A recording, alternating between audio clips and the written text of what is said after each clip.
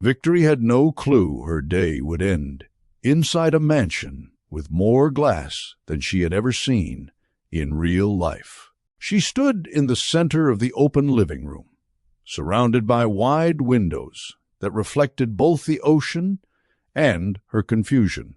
Her heartbeat thudded in her ears, steady but heavy, as she tried to make sense of what stood before her. She whispered, barely loud enough for the air to catch it, "I married a stranger, and he lives like this." The space felt too large, too quiet, too rich to be real. The polished floors were spotless. The light fixtures looked like they came from a catalog she would never afford, and the view of the water stretched across the horizon like a painting made for someone else's life. Everything in the room felt intentional. Clean lines, soft color tones, a piano she doubted had ever been touched, and an energy that didn't match the impulsive decision she made inside a Miami courthouse earlier that day. Victory swallowed hard. Her chest tightened, not from fear, but from the weight of stepping into a life she didn't understand. Soft footsteps approached behind her. Martins entered the room with the same calm presence he carried everywhere. His voice was gentle, warm, respectful, and oddly soothing. "Victory," he said quietly, "before you panic, there's something I need to tell you." That line hit her deeper than anything else since she walked through the door. She turned slowly, her eyes meeting his blue ones, steady and sincere. He looked nothing like a man who needed to impress anyone. No flashy watch, no loud clothes, no arrogance, but everything around him contradicted the simplicity he displayed. Victory didn't blink. She couldn't.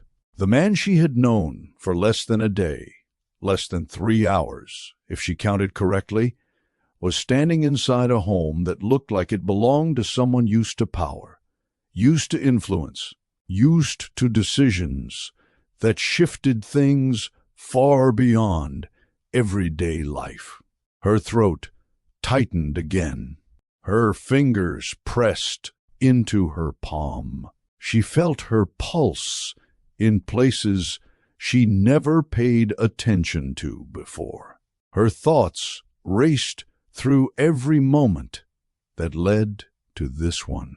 Kelvin's betrayal. The tears. The courthouse. Martin's quiet voice. The unexpected yes from a man she barely knew. But nothing, absolutely nothing, prepared her for the sight of the life she had just stepped into. This wasn't a casual home. This wasn't modest comfort. This middle-class stability.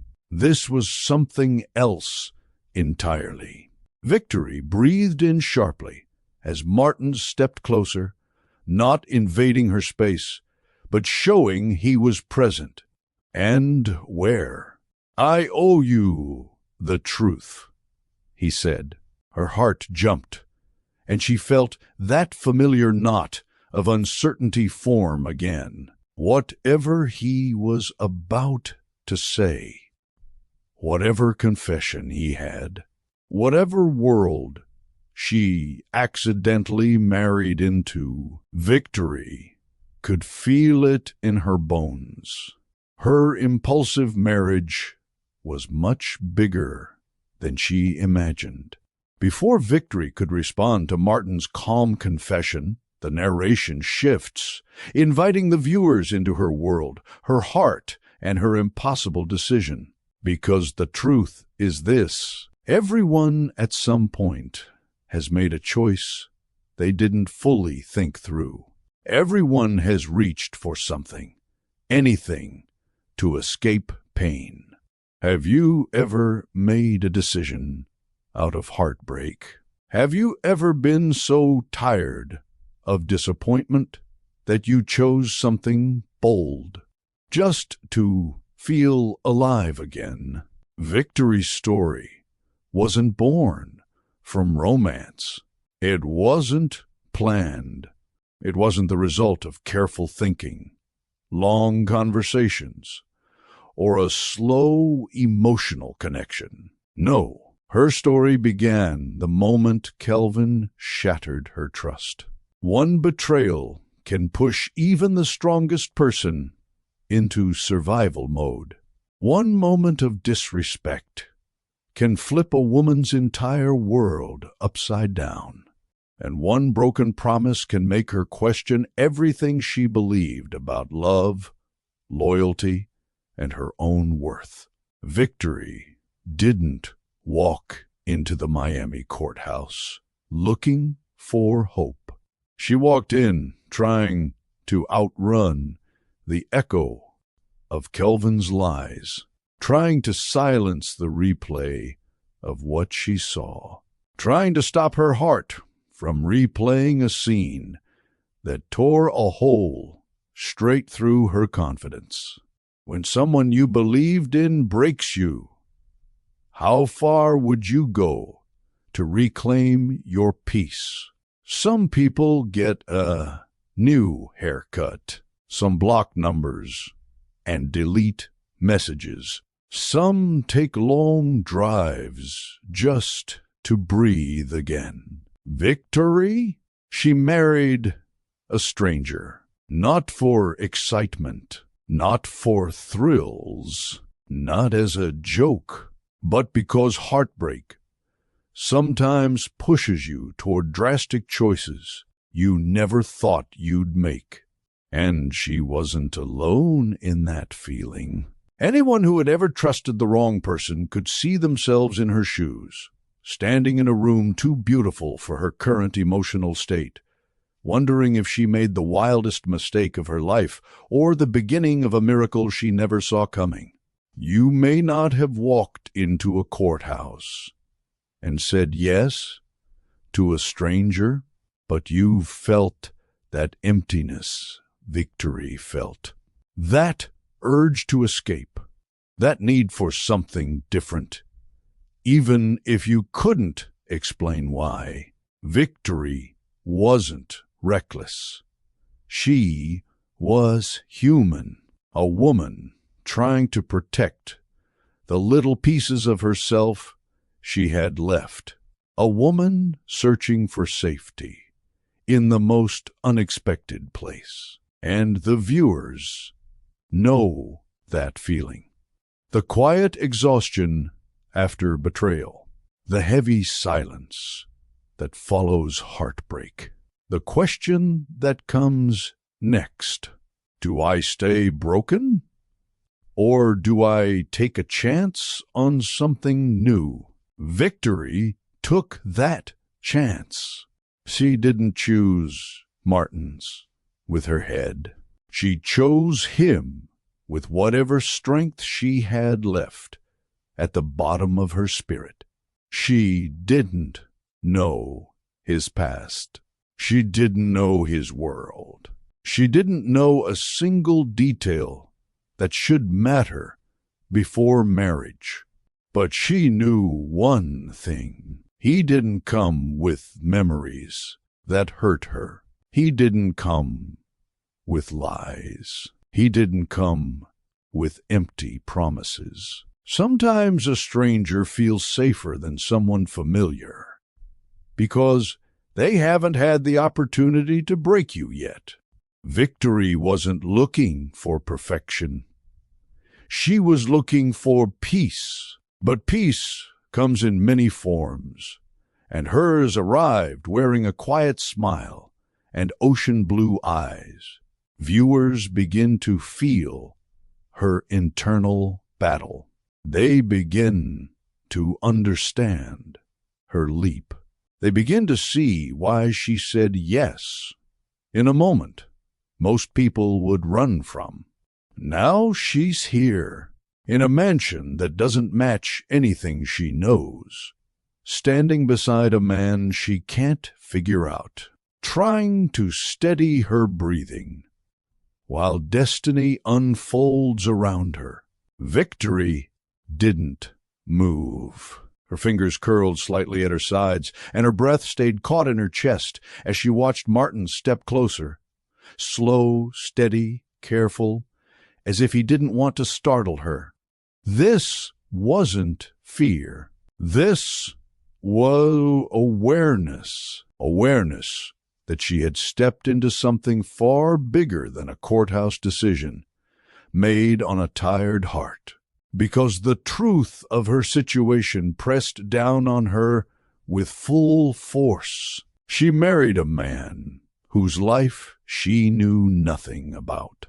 Nothing about his past, nothing about his world, nothing about the weight he carried. Her world shattered when Kelvin betrayed her. She needed peace. She needed a reset. She needed anything that wasn't pain. And in her desperation to reclaim her strength, she chose the one option no one could have predicted: a stranger with gentle manners, quiet confidence, and a presence that felt safe.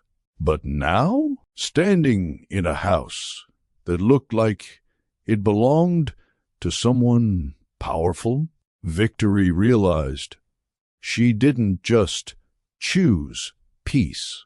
She might have stumbled into an entirely different life, one she had never imagined. Martins watched her carefully. The softness in his expression mixed with something heavier. Responsibility, maybe, or a truth he'd been carrying alone. He took a breath that hinted at the start of a confession. "Victory," he said slowly, "there's more you need to know about me." The air between them shifted. The atmosphere grew tight with unspoken truth. Victory's eyebrows rose, her heartbeat picking up again. Part of her wanted to run back down the long driveway, back to the sidewalk, back to the version of life she understood. But another part stayed still, because despite how overwhelming this moment was, Martins didn't feel dangerous. He felt honest. She chose him without knowing his story. But now the truth was stepping forward, and it wasn't small. Martin's voice remained gentle, but the words carried weight. "I'm not just wealthy. My family owns one of the largest private tech groups in the country, and I'm next in line to take full control." Victory's breath hitched. Her eyes widened. Every nerve in her body went alert. A stranger, a mansion, a legacy she never asked for, and a truth she wasn't ready to process. In a whisper, drenched in disbelief, Victory said, "Lord, what did I marry into?" Her voice floated through the wide living room, bouncing softly off the glass walls, as if even the house paused to listen. "Welcome to Mr. Michael's Stories, where America's greatest stories and life lessons meet creativity and heart. If you're new to the family, we're grateful to have you here. Don't forget to hit that subscribe button. Your support helps us bring more unforgettable stories your way." Victory's life before the fall. Miami had a rhythm that lived in Victory's bones. Warm, bold, and loud in a way that felt like home.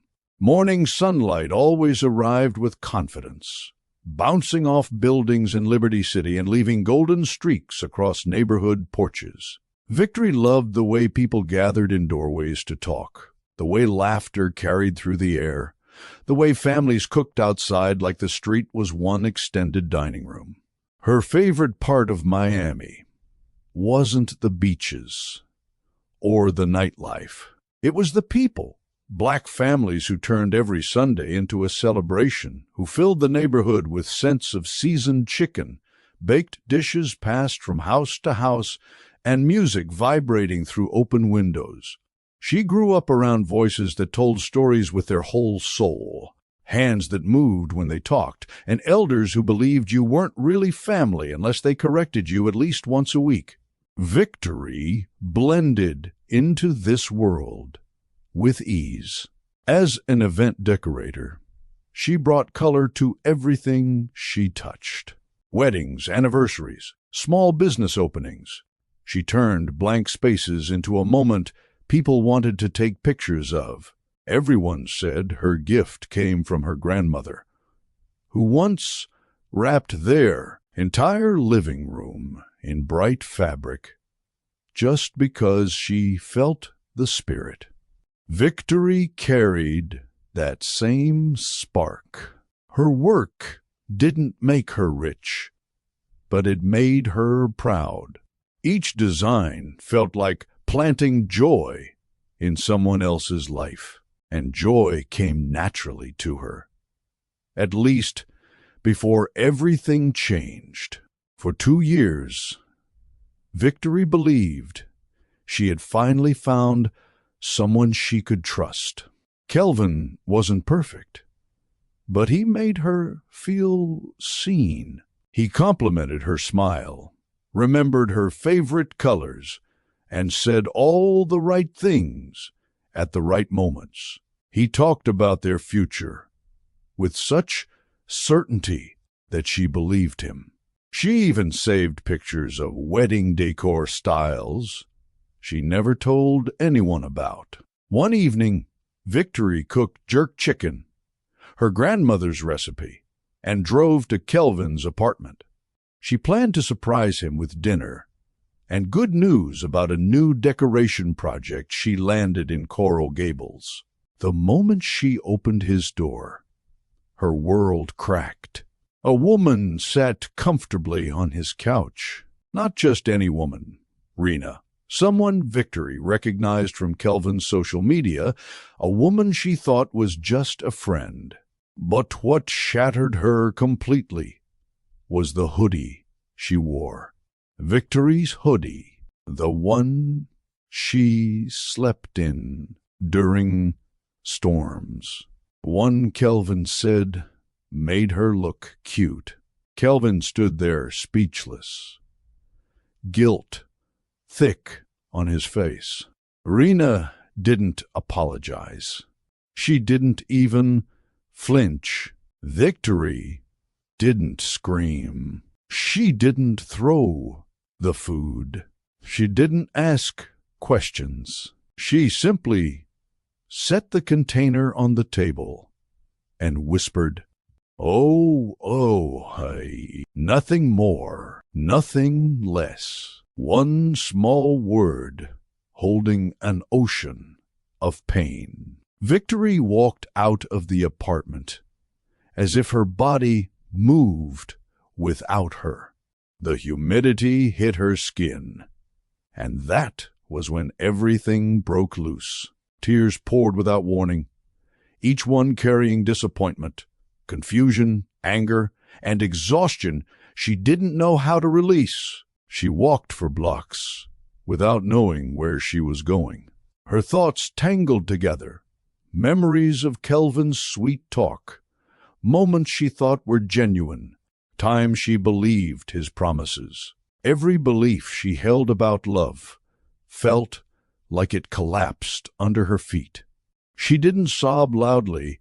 It was the quiet kind of heartbreak, the kind that shakes you from the inside and leaves your spirit feeling bruised. When Victory reached Talia's house, her cousin opened the door like she already knew something was wrong. Talia didn't ask questions at first. She just pulled Victory inside and wrapped both arms around her. Talia had always been the strong one, fast-talking, sharp-witted, and convinced that every problem could be fixed with hot tea, loud gospel music, and a wig that made you feel like you ran the world. She sat Victory down, brewed tea, and let her talk at her own pace. Victory explained everything. Kelvin, Rena, the hoodie, the betrayal. Talia listened with one eyebrow raised so high it nearly touched her forehead. "That man is a disappointment wrapped in cologne," Talia finally said. "Good riddance." Victory tried to laugh, but it came out shaky. For 3 days, Talia kept her busy with encouragement, playlists, fresh meals, and a sense of protection Victory desperately needed. But even with love around her, heartbreak moved slowly. Victory struggled to sleep, struggled to eat, and struggled to understand how she let someone get so close only to leave her wounded. On the 4th morning, Victory woke up with a heaviness she couldn't ignore. Not just sadness, but suffocation. She couldn't sit in one more room, replaying Kelvin's lies. She couldn't keep letting the betrayal control her emotions. She needed space, movement, something unexpected. She looked at herself in Talia's bathroom mirror, eyes swollen, spirit dim, heart exhausted. "I'm done," she whispered. Those 2 words became her turning point. She got dressed, breathing deeply as she slipped into calm colors. She needed air. She needed change. She needed anything that didn't remind her of Kelvin. So she stepped out of the house, walked toward the Miami courthouse with no plan, just desperation, and unknowingly walked into the moment fate would shift her entire life. The courthouse decision. By the time Victory reached the Miami courthouse, her emotions had flattened into something unfamiliar, an emptiness that felt like standing in the middle of a loud city with earplugs in. She moved through the morning crowd without feeling connected to anything around her. People laughed, argued, checked their phones, rushed past her, but Victory felt like she was walking underwater. The betrayal had drained her completely. No more tears. No more shock. Just a quiet numbness. Every step she took toward the courthouse felt both purposeful and accidental. She didn't come with a plan. She didn't come with expectations. She didn't even come looking for closure. She simply needed to step into a place that wasn't filled with memories of Kelvin's voice or Rena's silent smirk. Her heart wasn't pounding anymore. Her breathing was steady but shallow. She felt hollow. Victory looked at the courthouse doors, exhaled, and whispered to herself, "Just walk. Don't think." So she did. The courthouse carried a strange mixture of chaos and routine. The sound of shuffling papers echoed off the walls. People whispered urgently, as if they were sharing secrets meant only for the hallway. A couple argued quietly near the marriage license counter, while another burst into laughter over a bouquet that looked like it came from a gas station. Clerks hurried back and forth, with folders under their arms. Tourists took selfies under the courthouse seal like it was a landmark attraction. Every few minutes, someone rushed through the doors holding an envelope, as if they were on a mission. Victory stood in the middle of all that noise, but it felt distant. Her eyes scanned the room, not really landing on anything until they did. That's when she saw him. Martin stood in the marriage license line, wearing a simple cream linen shirt with sleeves folded to his elbows. He was calm, too calm for a place that looked like emotional chaos wrapped in legal paperwork. While everyone else fidgeted, scrolled through their phones, or argued about signatures, Martin's simply stood, quiet, still, focused. His presence didn't demand attention, but it held it. Victory frowned, watching him out of the corner of her eye. She didn't understand how a grown man could look so peaceful in a courthouse line. No impatience, no frustration, just composed stillness, like he'd stepped out of a different world and wandered in by accident. She muttered under her breath, "Who stands that still?" To her shock, Martin's turned slightly as if he heard her. Their eyes met briefly, and he gave a polite nod. Nothing more, nothing less.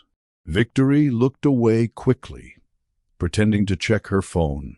But part of her was curious. Who was this man? What brought him here, alone? Why did his calmness make her chest feel curious instead of heavy?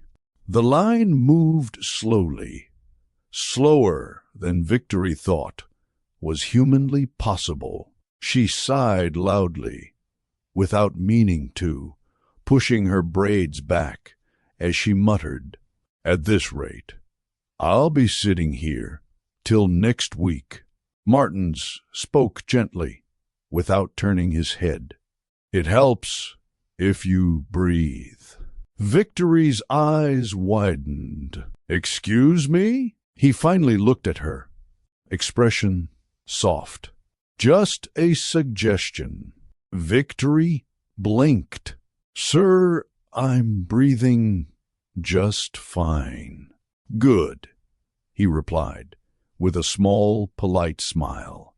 She crossed her arms, trying to smile back. The contrast between them was almost comedic. Victory was expressive, dramatic when emotional, and brutally honest. Martin's was contained, quiet, and thoughtful, even in small responses. They didn't match. They didn't even make sense standing near each other.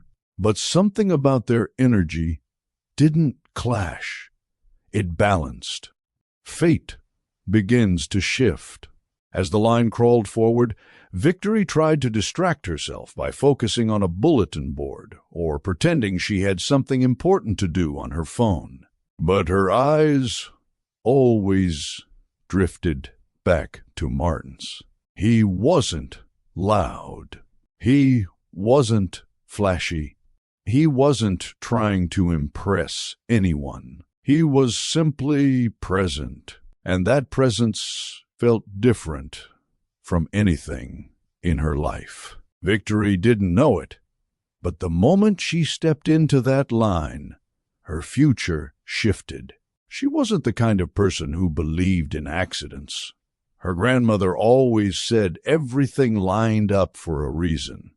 But today, she didn't feel strong enough to think deeply about fate.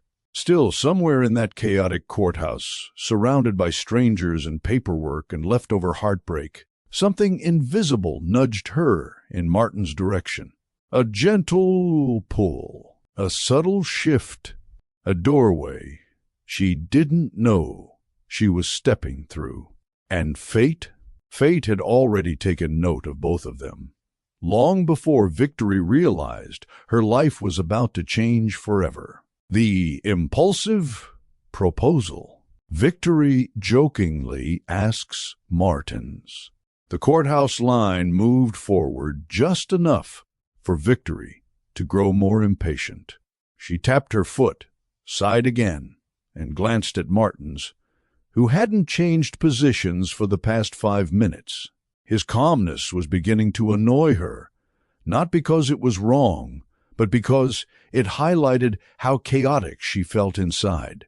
With her emotions tangled, her heart bruised, and her judgment running on fumes, Victory blurted out the first wild thought that crossed her mind. "So, you tryna get married, or what?" The words escaped before she even realized she said them. Her eyes widened, and she slapped a hand over her forehead. "Oh my goodness. Ignore me. I'm emotionally unstable. I say things that shouldn't leave my mouth." Martins didn't laugh. He didn't recoil. He simply looked at her with a steady expression that made her chest tighten. He tilted his head slightly, studying her eyes. Not judging, just present. "Are you serious?" he asked quietly. Victory swallowed hard. "I mean, not really. I don't. Today's been a mess." She expected him to brush it off, to smile politely, and face the front again like a normal stranger would. But Martins didn't do that. Instead, he gave her a moment to breathe, then stepped closer, lowering his voice. "Sometimes," he said, "the decisions we don't plan become the ones that move us forward." Victory blinked. "What does that even mean?" "It means," Martins continued, "if you truly want to go through with this, I'm willing." Victory stared at him, stunned. "You're agreeing to marry a stranger?" "I am," he said, "but only if you feel safe enough to choose it." His tone wasn't flirtatious, wasn't reckless, it wasn't mocking. It was steady, respectful, intentional. This wasn't a man seeking adventure. This was a man who understood pain more than he let on. Victory felt something unexpected. Relief. Not joy, not excitement, but a strange comfort in knowing he wasn't trying to take advantage of her vulnerability. She took a shaky breath. "Okay, then we're really doing this." "Yes," Martins replied, "we are." For a moment, the noise of the courthouse faded behind them. Victory and Martins stood in a small bubble of stillness. No past, no expectations. Just two strangers with broken pieces, trying to make sense of a decision neither of them predicted. Victory whispered, "I don't know you." Martins nodded, "And you don't have to figure everything out today." She laughed quietly. "My heart is still under repair. Just so you know, I won't add to the damage," he replied. "I promise you that." There was no spark or fireworks, just a quiet understanding, soft and unspoken, a sense that maybe, just maybe, they were two people who needed each other, exactly in this moment. When their turn arrived at the counter, Miss Hargrove squinted at the two of them, like she had seen every form of courthouse confusion known to mankind. "You two here for a marriage license?" she asked. Victory nodded. Martins said, "Yes." Miss Hargrove raised an eyebrow so high it nearly touched her hairline. "You're?" she asked again. "Yes," Martins answered calmly. Victory shrugged. "Life is life." Miss Hargrove stared between them, muttering under her breath. "Miami never disappoints." But she stamped the papers anyway.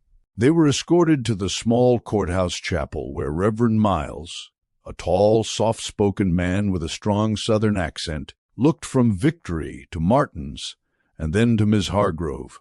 "Are they all right?" he whispered. Miss Hargrove sighed.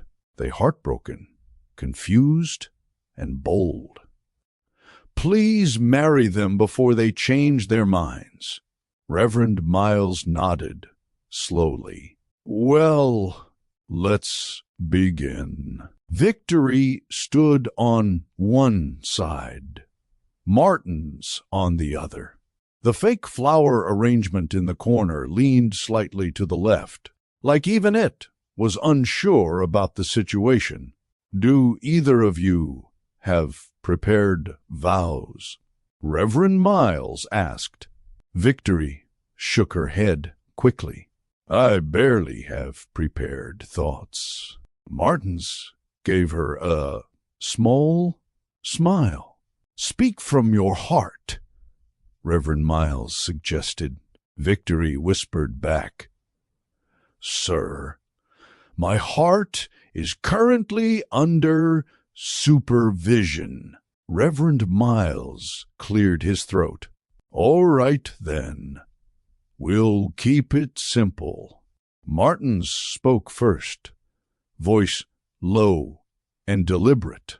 "I don't know how life brought us here, but I promise to respect you, to be patient with you, and never be the reason you cry." Victory's eyes softened, despite her nervousness. Her turn. She inhaled deeply. "I don't know you," she began honestly, "but I promise to try my best, and I won't yell unless you say something really foolish." Miss Hargrove wiped the corner of her eye. "This is oddly touching," she whispered. Reverend Miles raised his hand gently. "By the authority given to me by this state, I now pronounce you husband and wife." Victory blinked. Martins exhaled. Slowly, Miss Hargrove nodded, like she had seen enough for the day. Just like that, with no ring, no audience, no celebrations, and no plan, Victory and Martins became husband and wife. Two strangers. One impulsive decision, one unexpected beginning that neither of them could have predicted. Leaving the courthouse felt like stepping into another world. The Miami air wrapped around Victory and Martins the moment they hit the sidewalk, warm, humid, buzzing with movement. Cars rolled by with music thumping through the windows. Conversation spilled from nearby food trucks, and people moved with that confident Miami stride that said they had somewhere important to be, even if they didn't.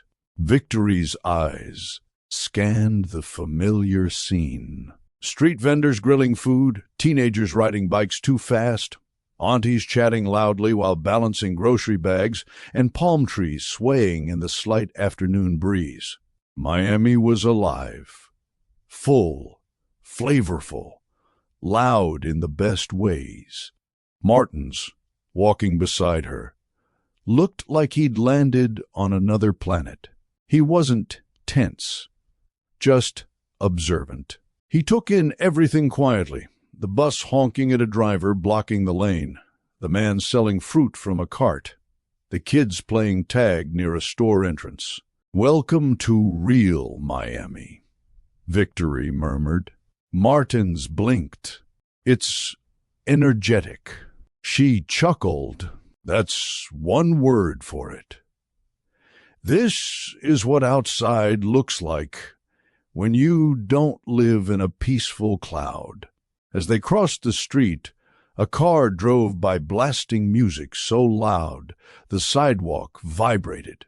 Victory bobbed her head to the beat out of instinct. Martins flinched slightly, startled by the sudden burst of sound. Victory noticed immediately. "Oh, Lord, you're definitely not from Liberty City," she teased. Martins gave a small smile. "Is it always this loud?" "This?" Victory laughed. "Baby, this is quiet.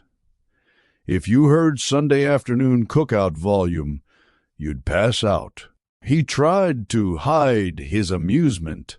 "I'll prepare myself." "Oh, you will," Victory said, folding her arms. "You married into Miami culture now. No going back." Martins turned his head slightly, giving her a gentle look. "I don't mind learning." Something about the calm seriousness in his voice caught her off guard. She cleared her throat, pretending to focus on walking straight. It dawned on Victory that this was technically their first walk together as husband and wife. Not romantic, not planned, not slow motion and soft music like movies pretend. Just two people trying to figure out how to exist next to each other. But the chemistry was there. Quiet, unspoken, strange, and sharp around the edges. Victory felt it when she caught her reflection in a shop window and noticed how different they looked standing side by side. Her sun-kissed skin, expressive face, and earthy Miami energy beside his pale calmness, composed posture, and quiet presence. "Do I look like I kidnapped you?" Victory asked. Martins blinked. "What?" Shrugged.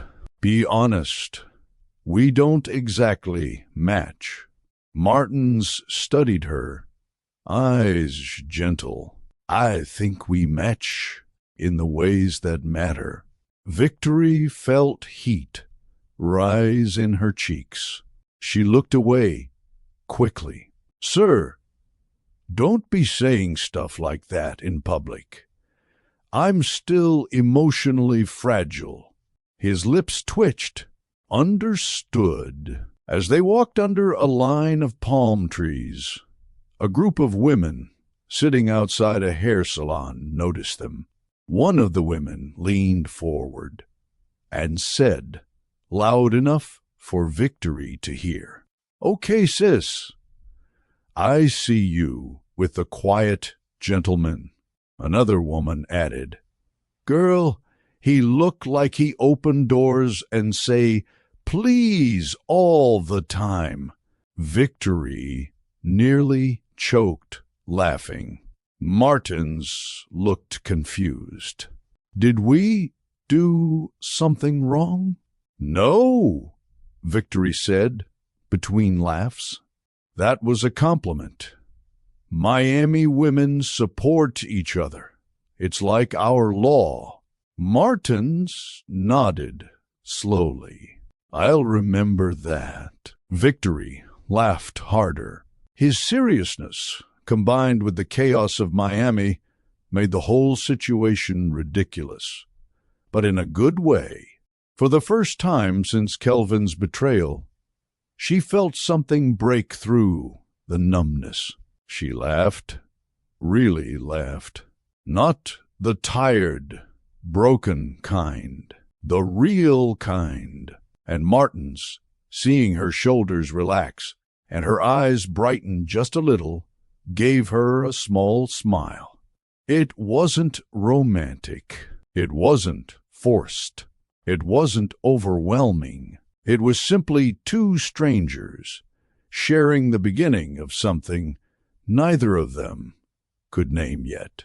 Victory led Martins to a small Cuban cafe she'd grown up loving, a cozy spot tucked between a barber shop and a convenience store. La Palma Azul wasn't fancy, but it was warm, familiar, and packed with the smell of pastries, coffee, and food that healed moods better than medicine.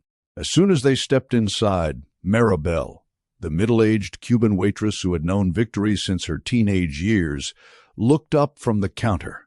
Her eyes widened immediately. "Victory, mija. Who is this handsome man with you?" she asked, leaning forward like she had just discovered a secret. Before Victory could respond, Maribel's gaze dropped to their hands. "No, don't tell me," she gasped dramatically. "You two just got married?" Martins nodded respectfully. Victory sighed. "Yes. Long story, Maribel." Maribel clapped her hands together like she had witnessed a miracle. "Ay, Dios mío! Congratulations! You picked a good one, mija. He looks polite. He looked like he'd take the trash out without being told." Victory put her face in her hands. "Maribel, please?" Martins, trying to follow along, simply smiled politely as Maribel beamed at him like he had passed an important test. Maribel seated them in a booth near the mural of Old Havana. Victory sat with her arms crossed, partly embarrassed, partly amused. Martin sat across from her, still absorbing the environment, the chatter, the aroma, the music playing lightly from the back. Maribel handed them menus, but Victory didn't need one. "I'll take the usual," she said. Martins asked, "What do you recommend?" Victory lifted an eyebrow. "Don't ask her that, unless you want your table filled with every item she thinks you should try." Maribel placed a hand on her hip. "I recommend everything, especially if your new husband here never had Cuban coffee." Martins frowned slightly. "Is it strong?" Victory laughed. "Strong. Maribel, tell him." Maribel leaned in. "It will wake your ancestors." Martins blinked. "I see." Victory chuckled as she placed her napkin on her lap. "Welcome to Miami. We don't do weak coffee." He nodded slowly. "I'm learning that." Their banter felt effortless, Victory's humor bouncing against Martin's gentle, literal responses. The cultural clash wasn't uncomfortable. It was charming, even amusing. For the first time since the courthouse, Victory wasn't questioning her decision. She was simply the moment. When Maribel left to put in their orders, Victory noticed Martin studying the cafe around him. Not judging, not comparing, just observing with an open mind. "You okay?" she asked. He nodded. "I like it here. It feels genuine." Victory blinked. "This place? With the leaning fan and wobbly chairs?" "Yes," Martins replied softly. "Places with character feel more alive than places built only to impress." His voice carried sincerity that made Victory pause. She studied him, really studied him. Most men she knew tried too hard to look confident. Martin's wasn't trying at all. His calmness wasn't arrogance. It was quiet steadiness, a gentleness she wasn't used to. Then something small happened, so small no one else in the cafe would have noticed. A young boy at a nearby table dropped his pastry and looked devastated. Before Victory could react, Martins reached into his own plate, took an untouched pastry, and handed it to the waitress serving the family. "For him," he said with a soft smile. The boy lit up. The mother mouthed a grateful thank you. Martins nodded again, unbothered. Victory stared. "You didn't have to do that," she said quietly. He shrugged slightly. "It cost me nothing, and it meant something to him." Victory felt her heart shift. Just a little bit. Kindness, when done quietly, hits differently. Their food arrived. Ropa vieja for Victory, a grilled sandwich and black coffee for Martins. They ate comfortably, talking lightly about nothing too personal. Victory felt herself relaxing more and more. For a moment, she forgot she barely knew this man. When the meal ended, Martins reached into his pocket to pay. Victory expected a normal debit card, or maybe a simple credit card. But what he pulled out wasn't normal. It was a deep navy metal card, smooth, heavy-looking, with no visible numbers or logos. The kind of card banks don't advertise on TV. The kind people don't just happen to own. Victory's eyes widened. "What kind of card is that?" she asked before she could stop herself. Martins paused, then answered casually, "Just a card I use often. It makes transactions easier." Victory stared for another second. Not gold, not platinum, not the shiny black cards she'd only seen in movies. This something else, a quiet symbol of status, power, or financial access beyond anything she'd ever held in her hands. Maribel brought the receipt back, looked at the card, and froze. She glanced at Victory, eyes widening. "Oh, girl, what do you do for a living again?" Victory pointed at Martins. "Ask him," Maribel whispered. "Mija. This one here, he is not regular." Victory swallowed. She felt the floor shift beneath her. Not literally, but inside her chest. Something about Martins didn't add up. Not in a bad way, but in a way that made her realize she was sitting across from someone whose world stretched far beyond hers. This wasn't a small clue. It was the first real sign that the quiet man she married carried a life she was not prepared for. Victory looked at him long and hard. "Martins," she said slowly, "who exactly are you?" He didn't answer. Not yet. After leaving La Palma Azul, Victory stepped outside with Martins, expecting him to call a rideshare or flag down a taxi like any normal person.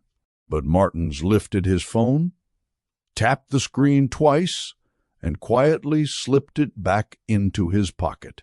Not even a full minute passed before a sleek, deep charcoal-colored car rolled to the curb. Quiet engine, polished exterior, tinted windows. It didn't look like a regular ride service vehicle. It looked expensive. The kind of car that didn't ask for attention because it already had it. A driver stepped out immediately, opening the back door with professional precision. "Your car?" Victory asked, eyebrows raised. Martins nodded. "Yes, I prefer not to drive when I'm thinking." Victory blinked. "And you think a lot." "Quite often." She stared at the car again. "This is very considerate transportation for somebody who doesn't like driving." Martins simply smiled. Victory muttered under her breath, "Okay, Batman." He glanced at her, puzzled. She waved him off. "It's a compliment." Sort of. Victory panicking internally. The moment Victory slid into the back seat, her mind raced. The interior smelled like new leather and confidence. Quiet, cold, wealthy confidence. The seats adjusted automatically for comfort. The temperature changed without her touching anything. Music played softly through hidden speakers. This was not normal. Victory kept her hands folded tightly in her lap, trying not to look shocked, but her thoughts were on fire. Who is this man? What did I agree to? What kind of stranger has a car like this, waiting on standby? She tried to breathe evenly, but her throat felt tight. Martins, sitting beside her, tapped a message on his phone and then looked out the window as the car pulled away from the curb. He didn't seem nervous, excited, or eager to impress. He behaved like this was just another afternoon. Victory watched him from the corner of her eye. His calmness unsettled her, not because it was threatening, but because it was so steady. Steady in a way that didn't match the dramatic twist her life had taken today. She pressed her palms against her knees and whispered to herself, "Lord, I really did this. I really married a mystery man." The drive lasted about 20 minutes, weaving through Miami streets, then past familiar neighborhoods, then through areas Victory had only seen online or in luxury magazines. The farther they drove, the quieter Victory became. Eventually the car turned onto a private road lined with tall palms, perfectly spaced, like they'd been measured by someone with too much money and too much precision. Victory leaned forward, subconsciously. "Where are we?" "My home," Martins answered gently. Victory's stomach dropped. The car approached a modern estate set against a backdrop of ocean water. The house rose into view. Clean design, massive windows, flawless landscaping. It looked like a place where silent millionaires hid from the world. The car rolled to a smooth stop. The driver opened the door again with quiet professionalism. Victory stepped out slowly. The air felt different here. Lighter, quieter, expensive. She spun in a slow circle. The house was enormous. Not showy, not flashy, just quietly powerful in a way that made her heart squeeze. Martins She whispered, "Why does your house look like it came straight off a magazine cover?" He didn't laugh. He didn't smirk.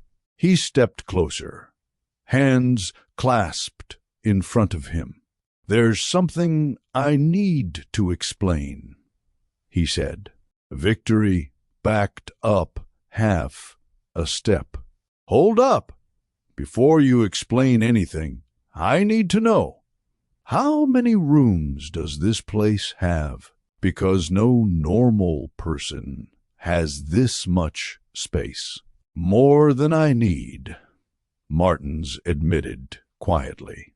Victory placed both hands over her face. "This can't be my life. I was just crying over Kelvin 3 days ago. Now I'm standing in front of whatever this is." Martins waited patiently until she lowered her hands. "Come inside," he said gently. "First revelation. Victory. I'm very wealthy." Inside the house, the floor stretched wide and smooth beneath her feet. The glass walls allowed the ocean to shine through from almost every angle. Art pieces hung on the walls, not loud or flashy, but intentional and elegant. A piano sat near a window, untouched but polished. The lighting was soft and controlled. Victory wandered forward, each step heavier than the last. "Martins," she whispered slowly, "your house has a personality, and that personality is rich." He exhaled softly, as if preparing himself. "Victory," he said, "before we go any further, you deserve honesty." She turned toward him, her expression tight with anticipation. He looked her in the eyes, steady, gentle, sincere. "I'm not comfortable discussing wealth, because I prefer to live quietly," he said. "But you walked into this with no warning. So, you need to know." Victory felt her breath catch. Martins continued, "Victory, I'm very wealthy. My family's company is old, successful, and larger than most people realize. I didn't want to overwhelm you on the first day, but this is a part of my life." Silence filled the room. Victory stared at him, then at the house, then at him again. "Very wealthy?" she repeated. "Yes." "How wealthy?" He hesitated. "The kind of wealthy that requires privacy." Victory dropped onto the couch, her hands gripping the cushions. "Oh, Lord," she whispered, "I married a whole walking plot twist." Martin's lips curved slightly. "I hope that's not a bad thing." Victory shook her head slowly. "I don't know what it is yet, but it's definitely something I wasn't prepared for." She looked up at him again.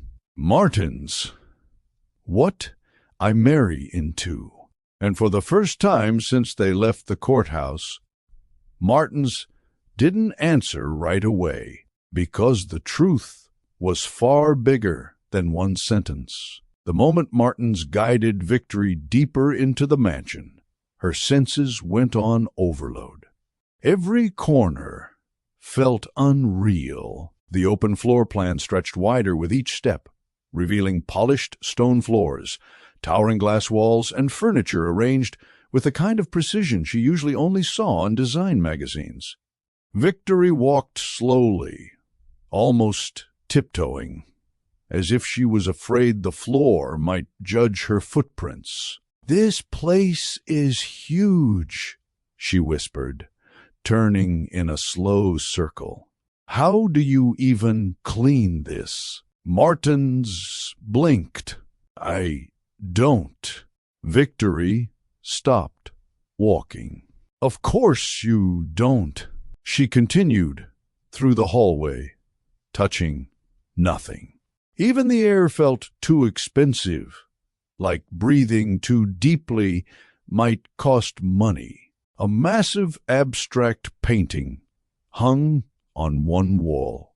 She stared at it. "What is this supposed to be?" she asked. Martins looked at it thoughtfully. The artist said it represented possibility. Victory squinted. Possibility? That looks like mood swings and confusion. Martin's lips curved slightly. Art is open to interpretation. Yeah, well, mine says this costs too much. She entered the kitchen next, if it could even be called that. The space was enormous, with glossy countertops, sleek appliances, and a refrigerator that probably cost more than her entire apartment. Victory grabbed the counter for stability. "So, you're not just comfortable. You're not just doing okay. You're multi-millionaire, wealthy." Martins shifted slightly, hands in his pockets. "Something like that." Victory turned toward him slowly, hands raised, like she needed the room to stop spinning. "Something like that? Martins, this house has a house. There are stairs for stairs. Your kitchen looks like the backdrop of a cooking show. There's a pantry big enough for yoga." Martins hesitated. "I didn't want to overwhelm you." "Well, congratulations," Victory said, gesturing around wildly. "Consider me overwhelmed." She walked toward a row of windows facing the ocean, stopping when she saw a private dock outside. "That water back there, is that yours too?" "Technically, yes." "Sir," Victory whispered, pressing her palm to her forehead. Kelvin couldn't even commit to paying for his own Wi-Fi. Victory paced slowly across the living room, processing everything in fragments. Every new detail added another layer to the emotional earthquake happening inside her. She whispered to herself, "I really married this man. I married a stranger. A wealthy stranger. A wealthy stranger with a mansion. Oh, Lord, I'm a wife. I'm a wife living in a house that looks like it belongs to a superhero. What did I do?" Her thoughts tumbled over each other faster than she could manage. Memories of Kelvin's betrayal collided with the present reality. Victory felt her chest tighten as she considered the weight of her impulsive decision. What if I can't fit in this world? What if people think I'm using him? What if this is a mistake? What if this is crazy? What if... "Victory?" Martins said softly behind her. She turned, eyes wide, breath uneven. "I'm spiraling, aren't I?" Martins nodded gently. "A little." Victory covered her face with her hands. "This is too much." Yet comforted by Martins's gentle energy, Martins stepped closer but kept a respectful distance, his voice calm and steady. "You don't have to figure everything out today. he said. "I don't expect you to adjust quickly. Anyone would need time." Victory lowered her hands slowly. The sincerity in his eyes anchored her. Soft, balanced, honest. His presence didn't try to control or convince. It simply steadied the room. "I know this is overwhelming," Martins continued, "but you're not alone in this. I will not rush you or pressure you."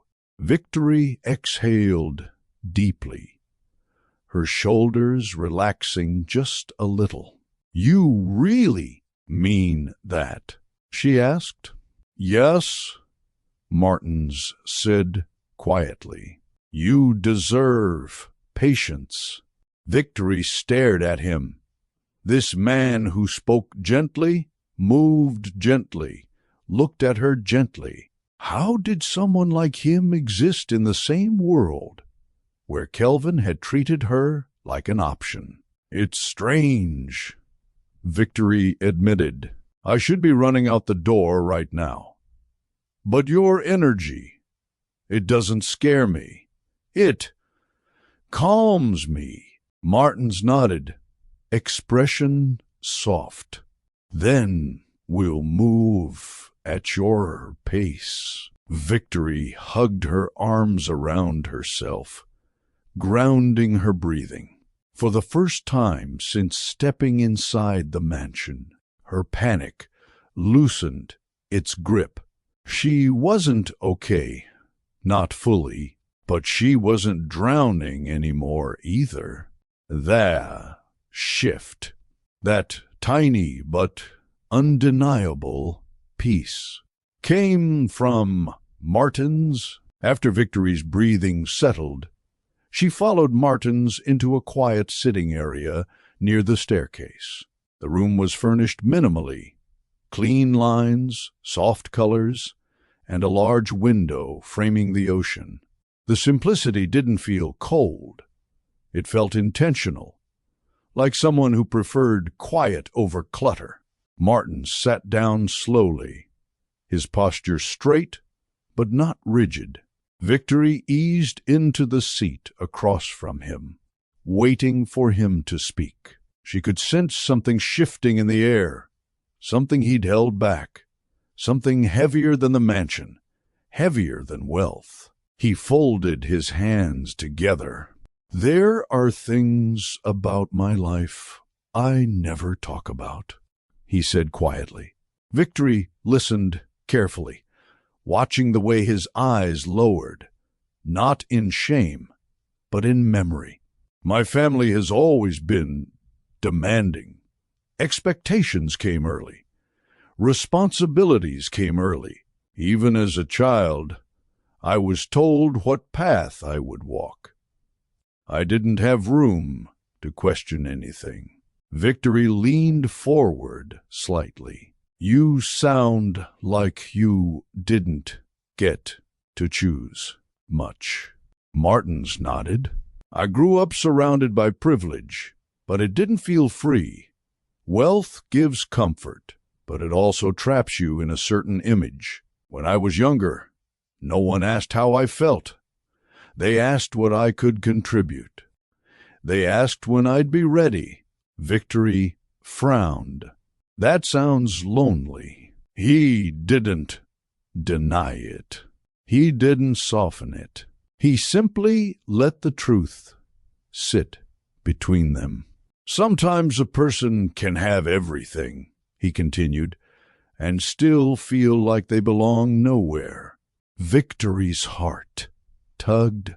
For the first time, she sensed a quiet ache behind his calm exterior, an ache he had learned to hide, because he grew up in a world where vulnerability wasn't allowed. Martins lifted his eyes to hers, and Victory saw it clearly. He wasn't unshakable. He wasn't flawless. He wasn't untouched by life. He carried wounds too, just different ones. Martins exhaled slowly before continuing. My family owns a company that's been passed down for generations. It's large, complicated, and carries a reputation I didn't build but must maintain. I was raised with one message repeated constantly: you are the next in line. Not someday, not eventually, but always. Victory's eyebrows rose. Since you were a kid? Yes, Martins answered. I was enrolled in certain schools, not because I wanted them, but because they prepared me for leadership. I was taught how to speak, behave, and make decisions that didn't reflect who I was, but who they needed me to be. Victory felt a flash of sympathy. So you didn't get to live your own life, she murmured. Not really, he said. I learned early that expectations would shape everything, and now the time has come for me to take full control of the company. There's a lot of pressure, a lot of scrutiny. Everyone watches my choices, even small ones. Victory's stomach dropped slightly. So marrying a stranger in a courthouse. She let the sentence finish itself. Martins offered a faint smile.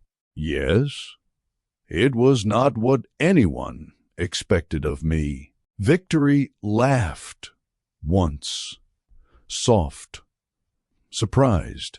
Well, you weren't what I expected either. But Martins didn't laugh. His eyes softened instead. Victory sees another side of him. As he spoke, Victory noticed something she hadn't before.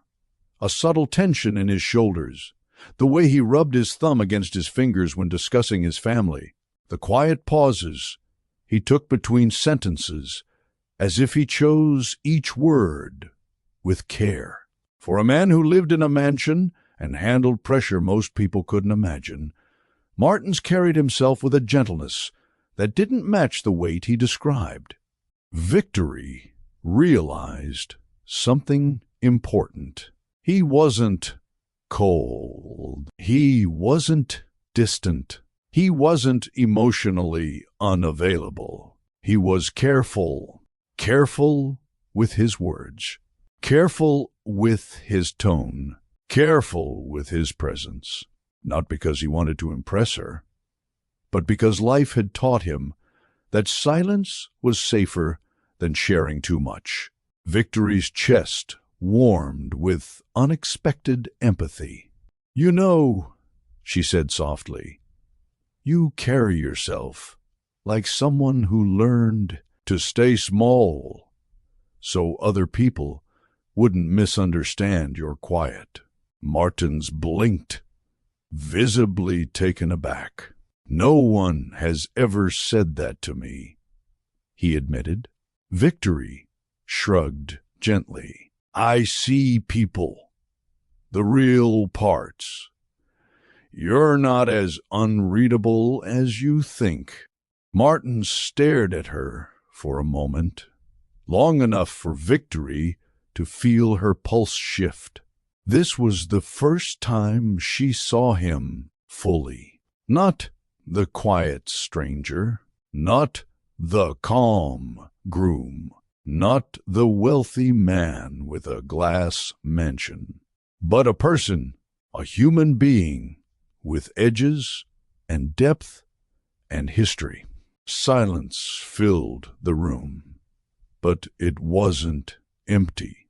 It was thick with understanding, like both of them were slowly realizing they were not alone in their brokenness. Victory spoke first. You know, I walked into that courthouse feeling like everything in my life had fallen apart. I felt stupid. I felt betrayed. I felt like maybe I wasn't enough for someone to choose honestly.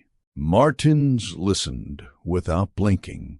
"And you showed up," she continued, quiet, calm, unexpected. "You didn't pity me. You didn't judge me. You just understood something about me without me having to explain." Martins inhaled slowly, the corner of his mouth lifting. "I chose this because I saw someone brave enough to take control of her life when it was falling apart," he said. "Someone strong enough to walk forward even when everything hurt." Victory's throat tightened. "That wasn't strength," she whispered. "That was survival." "Sometimes," Martins replied gently. "Those are the same thing." The room softened around them. Victory felt a warmth in her chest, a connection forming not out of romance yet, but out of shared vulnerability, a bond built not on attraction, but on truth. For the first time, she didn't feel like she was standing across from a stranger. And for the first time, Martins wasn't carrying his world alone. Later that evening, after their quiet conversation in the sitting area, Martins excused himself to take a call. His voice was calm, but Victory sensed the shift in his demeanor the moment he stepped away. She sat in the living room, trying to take in everything she'd learned, while her thoughts circled like restless birds. After a few minutes of breathing space, Victory stood and wandered through the mansion again, still overwhelmed, still amazed, still unsure how she ended up inside a life that felt too large for her. As she walked past the hallway leading to Martin's office, she heard his voice, firmer now, more controlled, more business than anything he'd shown her so far. "No, we can't delay it any longer," he said. "The board wants confirmation by the end of the week." Victory froze mid-step. "Board? Confirmation? End of the week." She edged closer, not to intrude, but because the man she married had opened a door she couldn't close now. She wasn't trying to eavesdrop. But the conversation carried through the hallway clearly enough. "I understand the risks," Martins continued, "but if the acquisition doesn't move forward, we lose leverage. We have to secure the final signatures." Victory's eyes widened. "Acquisition? This wasn't normal business talk. This wasn't about a small company or a casual investment." The tone of his voice told her everything. This was serious. This was major. This was far beyond anything she had imagined. He paused as the person on the other end spoke. Victory pressed her back to the wall gently, hoping the floor wouldn't creak under her weight. "No," Martin said finally. "I will handle it personally. They need to know I'm prepared to take full control." Victory's breath caught. Her heart thudded against her ribs, not out of danger, but out of a growing realization that she had stepped into a world with deeper layers than she ever expected. Her mind raced. Take full control. Board? Acquisition? She swallowed hard. What did I do? Who did I marry? She whispered to herself. A ripple of fear moved through her, not because Martins frightened her, but because uncertainty did. She didn't want to be blindsided again.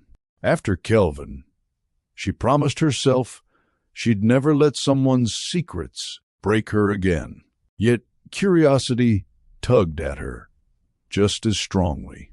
She wanted to know. She needed to know. If she and Martins were going to build anything, trust, stability, a future, then hiding wasn't an option. Marriage, even an impulsive one, required truth. She took a slow breath and stepped away from the hallway, returning to the living room. She sat down, her fingers twisting together as she tried to calm the storm inside her. A few minutes later, Martins ended the call. She heard his quiet footsteps approaching, steady and predictable, like everything else about him. Victory lifted her head.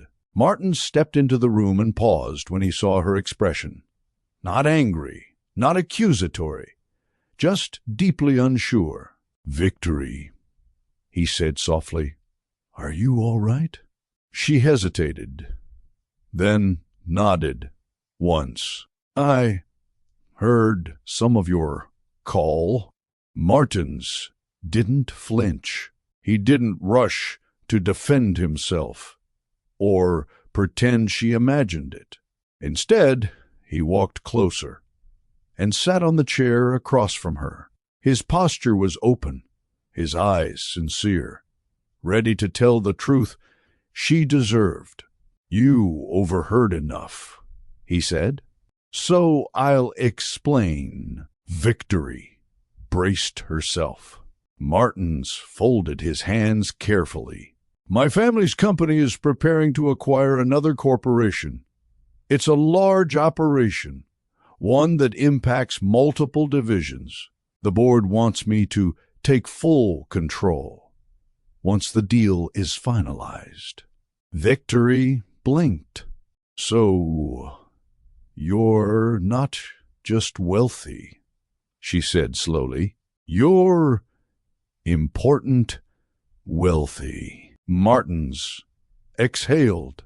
"I never wanted to lead with that. I didn't want you to feel pressured or intimidated, or like you stepped into something you didn't choose." Victory watched the sincerity in his eyes. He wasn't hiding. He wasn't sugarcoating. He was finally letting her see him. "I was going to tell you tomorrow," Martins continued. "But since you overheard that call, you deserve to know everything now." He paused, then delivered the truth that would shift her entire understanding of who he was. "Victory, I'm about to take over one of the biggest private tech groups in America." The room went silent. The air felt heavier. Victory stared at him, her mind scrambling to keep up. A tech empire, a board of directors, a massive acquisition, a future leadership role. This wasn't small. This wasn't casual. This wasn't something a stranger usually reveals within the first 24 hours of marriage. Victory, oh Lord, what did I marry into? She stood up, walked to the center of the room, and turned in a slow, stunned circle. Her voice came out barely louder than a whisper. "Oh Lord, what did I marry into?" She pressed a hand to her chest, not out of fear, but because her heart was beating faster than she could control. Not danger, not regret, overwhelm, pure, undeniable overwhelm. She looked at Martins again. "This is huge," she said. "You're not just a man who lives quietly. You're not just wealthy. You're someone the world watches, someone with responsibility. I can't even imagine. Martin stood and approached her, slowly, respectfully. You're right, he said gently. My world is big, but I don't want it to swallow you. I want you to feel safe with me, not overshadowed. Victory shook her head lightly, trying to steady her breath. I married a stranger, she murmured, and that stranger is about to lead a tech empire. Lord, this is too much. But as Martins reached out, not touching her, just offering presence, Victory realized something. Even with all this weight, all this power, all this responsibility, he still looked at her like she mattered. Not as a symbol, not as a complication, not as a mistake, but as a person he wanted to protect. Victory barely slept that night. She lay on the guest bedroom bed. Yes, she insisted on taking a separate room, staring at the ceiling as the soft hum of the ocean drifted through the glass walls. The quiet was too loud. Her thoughts ran wild. He's about to take over a giant company. He lives in a mansion. He has a driver. He has wealth that requires silence. And I married him at a courthouse like I was picking out new shoes. She turned on her side, then on her back, then on her stomach. Every new position came with a new worry. What if I don't fit in?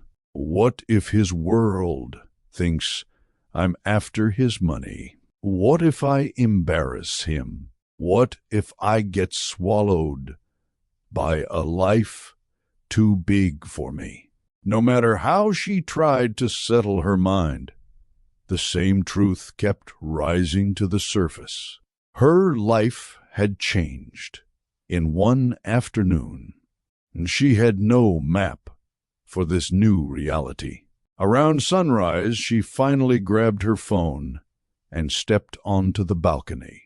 The ocean stretched before her, calm and blue, as if mocking her chaotic thoughts.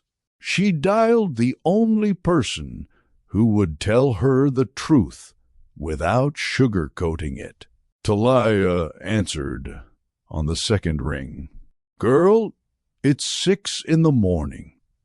Somebody better be pregnant or dying. Victory sighed. I married a man who's about to run a tech empire. There was silence. Then aloud, wait, what? Talia, keep your voice down. The ocean is listening. Girl, the ocean already knows. What are you talking about? Victory paced the balcony, gripping her phone tightly. Talia, this man is wealthy, like wealthy. Mansion, driver, business deals. He's calm. He's polite. He's thoughtful. And I'm starting to panic. Okay, Talia said. Now, fully awake. Start from the beginning. What exactly did he tell you? Victory explained everything. The phone call she overheard, the acquisition, the board expecting him to take over, the mansion, the overwhelming pressure she felt standing beside someone so powerful. Talia listened quietly, which was rare. When Victory finished, her cousin exhaled sharply. Listen to me, Talia said. I know you feel like you're in over your head.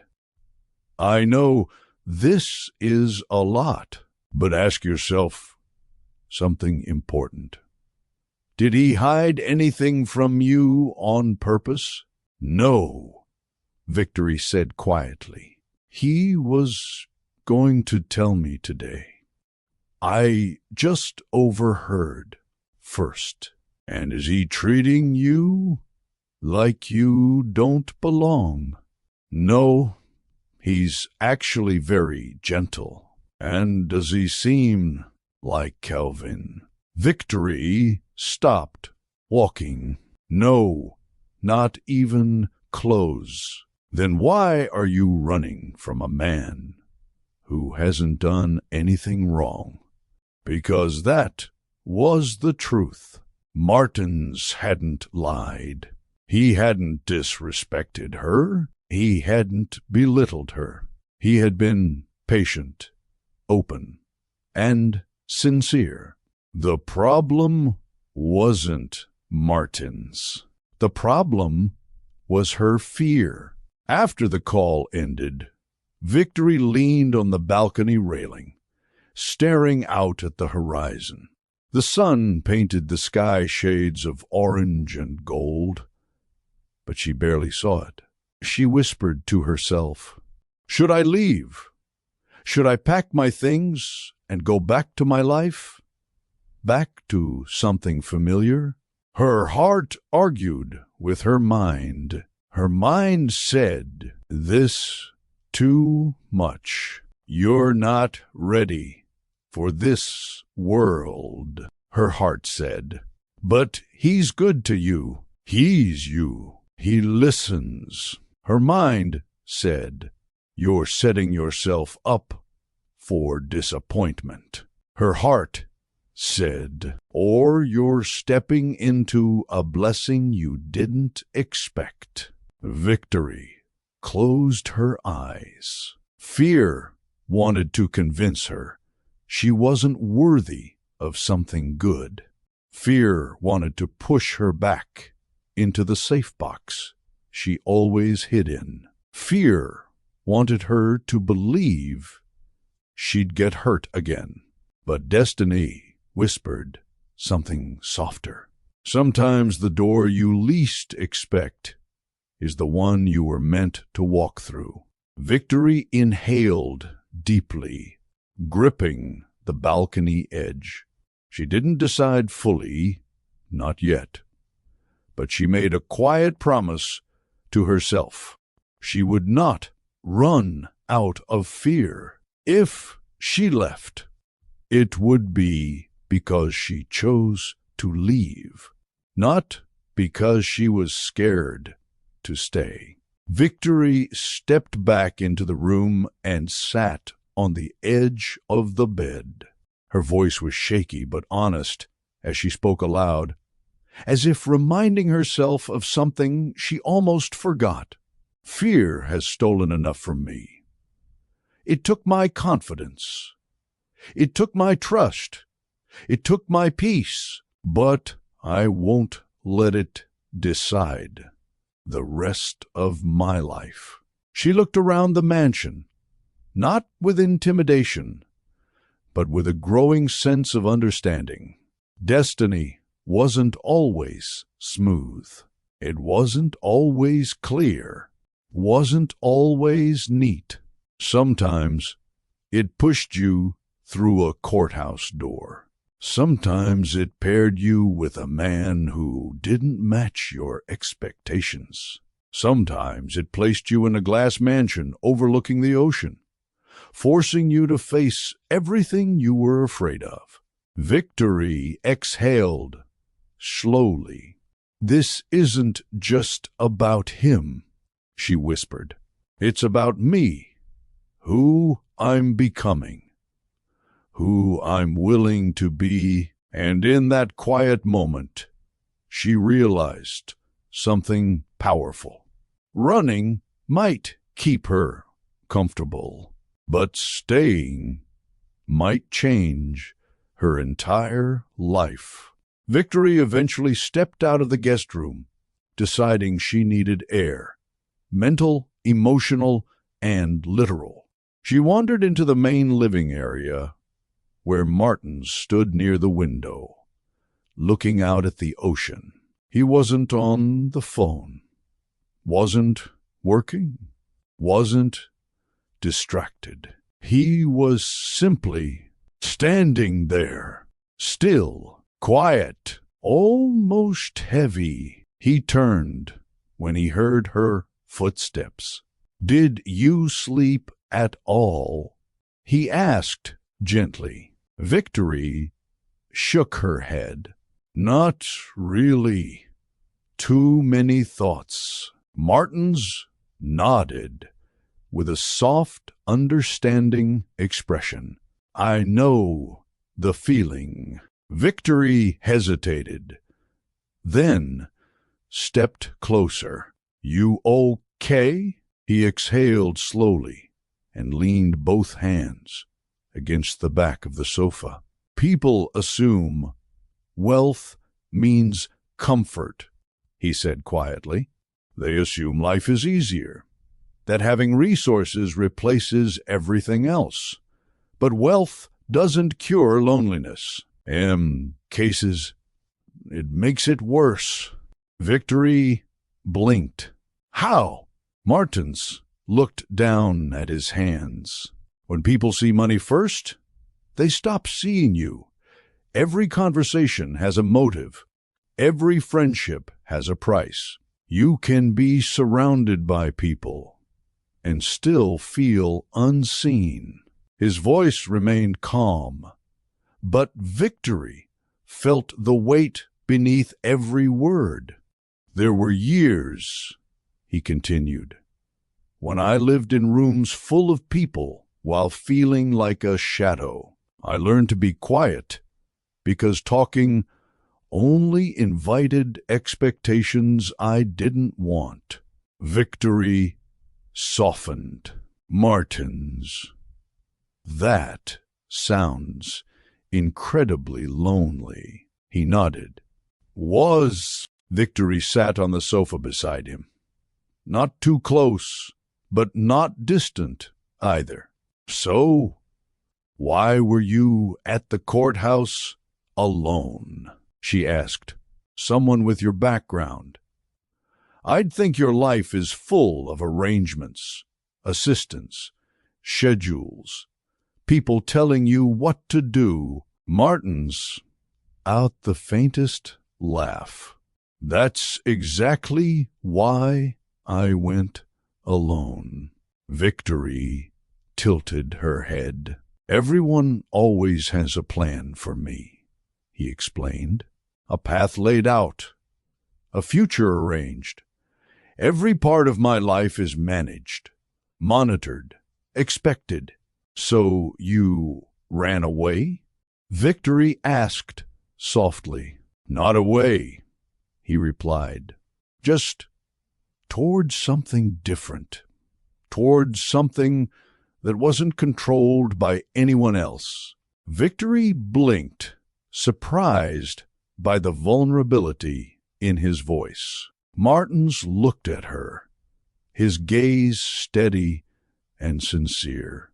"I walked into that courthouse because for once I wanted to make a decision that belonged to me, not to my family, not to a board, not to expectations."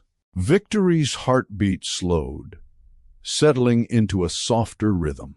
"And when you saw me?" she asked. His expression deepened, a rare warmth touching his features.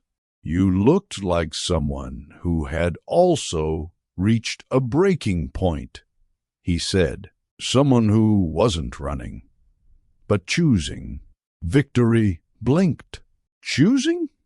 "Martins, I was a mess. I walked in looking for a distraction from my heartbreak." "Yes," Martin said, "but you walked in. Most people stay frozen when life hurts. You moved. You acted. You spoke without pretending." He paused, remembering the moment she impulsively asked, "So, you tryna get married, or what?" Martins shook his head lightly, a soft smile appearing. When you asked me that question, it startled me, he admitted. Not because it was strange, but because it was honest, refreshingly honest.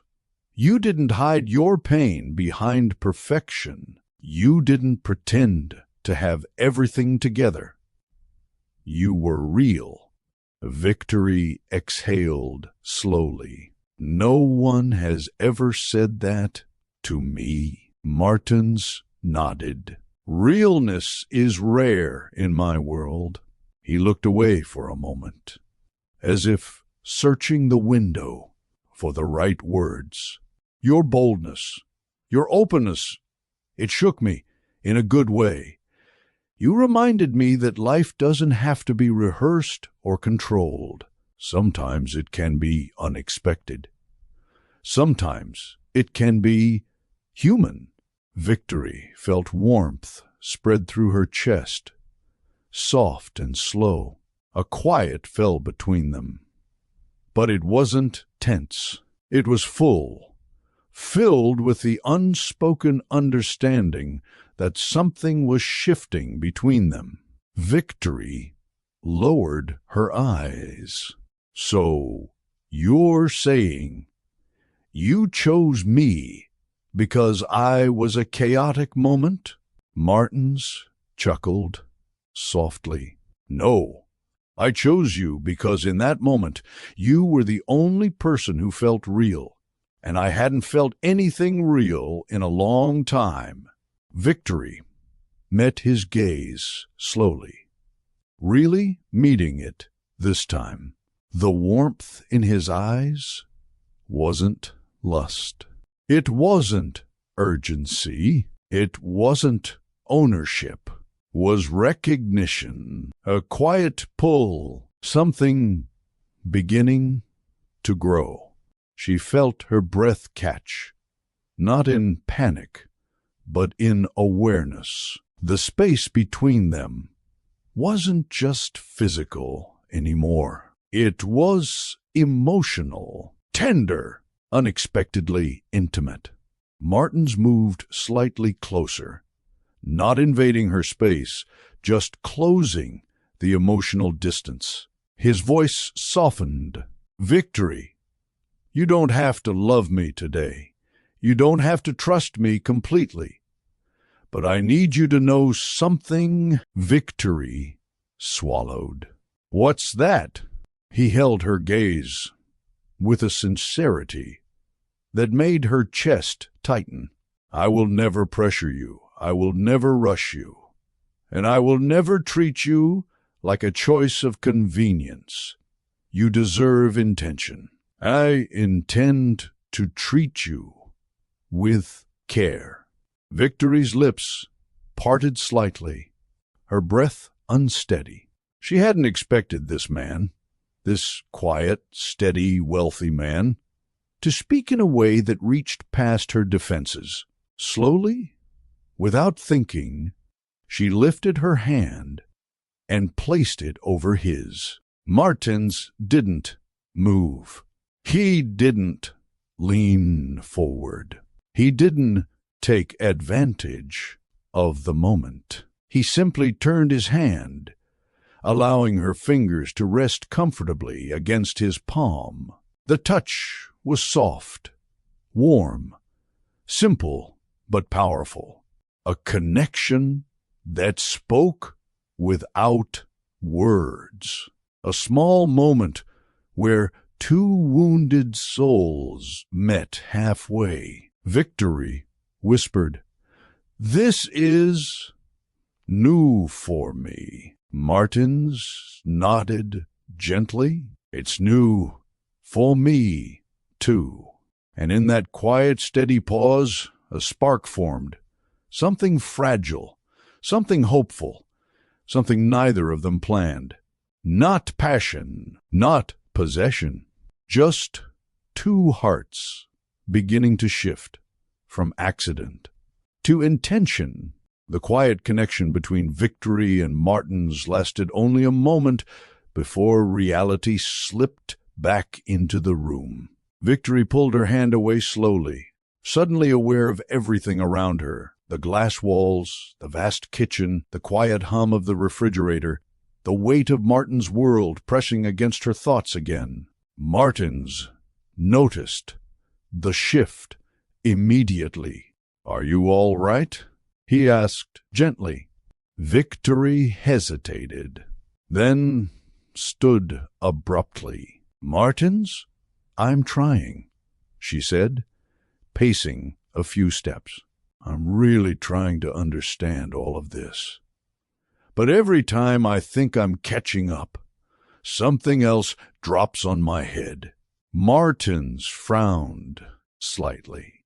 "What do you mean?" Victory turned to him, arms folded tightly. "I mean the board, the acquisition, the pressure, the responsibility, the expectations, and the mansion, and the wealth, and the secrecy."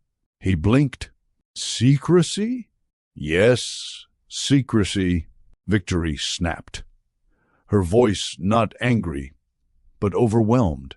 "You have this whole life I know nothing about, and every time I learn something new, it feels like I'm stepping into a deeper part of a story you didn't plan to tell me." Martin's expression softened, but worry flickered in his eyes. "I was going to tell you," he said quietly. "I wasn't hiding anything out of dishonesty." Victory rubbed her temples. "I know you weren't. But it feels like hiding when everything about your life is a surprise." He took a slow step toward her. "That's not what I want for us." But the word "us" made Victory freeze. "Us, them, a marriage." She barely understood. Her voice softened, but the tremor in her words was clear. "Martins, I didn't even know your last name when I married you." The moment she said it, she saw something flicker across his face. Regret, maybe guilt. Martins ran a hand through his hair, exhaling deeply. "You're right," he admitted. "I should have told you more on the first day." Victory feeling overshadowed by his world. Victory walked to the far end of the room, staring out at the ocean like it held the answers. "I feel small," she whispered, "like I stepped into a world built for someone else, someone perfect, someone trained, someone polished." She turned back to him, her eyes full of raw honesty. "And I'm not that. I'm a woman who decorates events, cries during storms, and just got betrayed by a man who slept with someone wearing my hoodie." The room fell still. Martin's face tightened slightly, not in offense, but in sympathy. "Victory," he said softly, "you are not small, but your world is."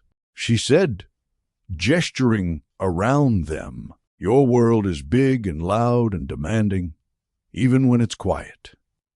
And I feel like I'm going to disappear inside it."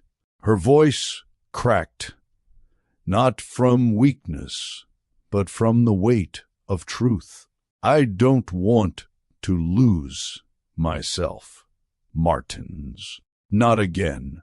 Martins stepped forward, stopping at a respectful distance.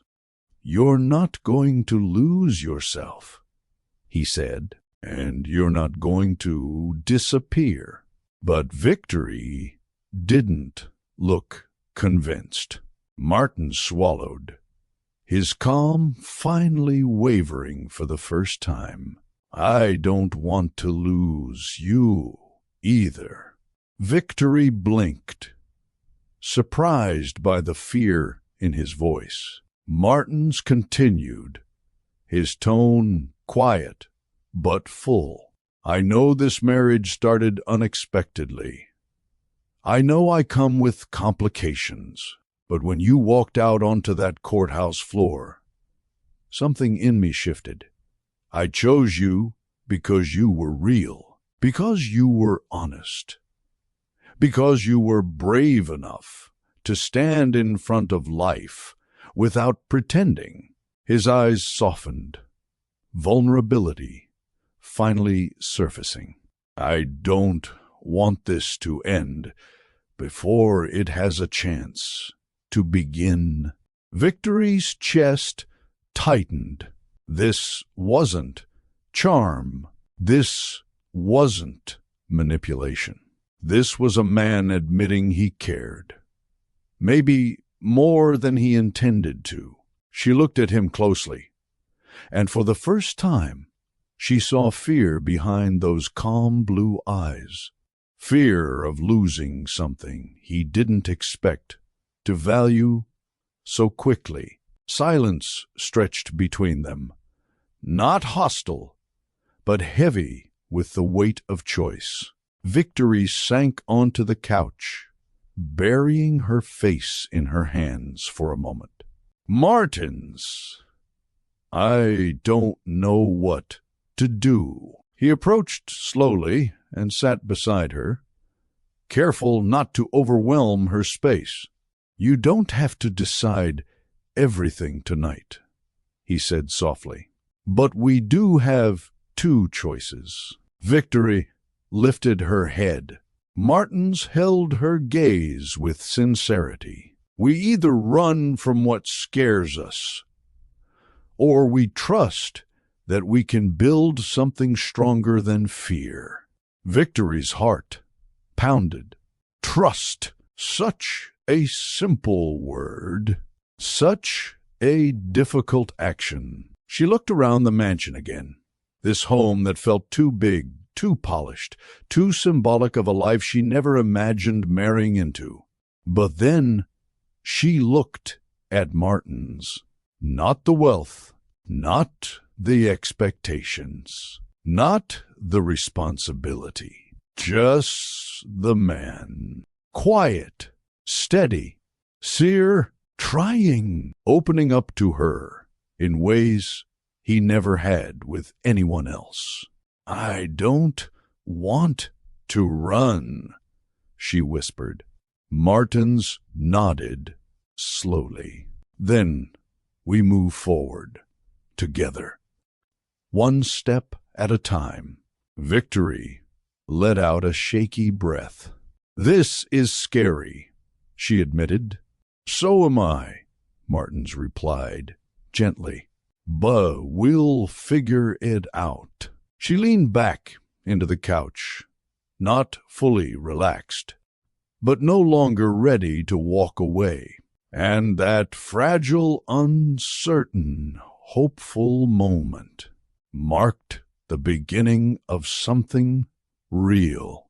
Not perfect, not planned, but real. The morning after their emotional conversation, Martins dressed in a tailored navy suit, calm, composed, but with a tension around his eyes Victory hadn't seen before.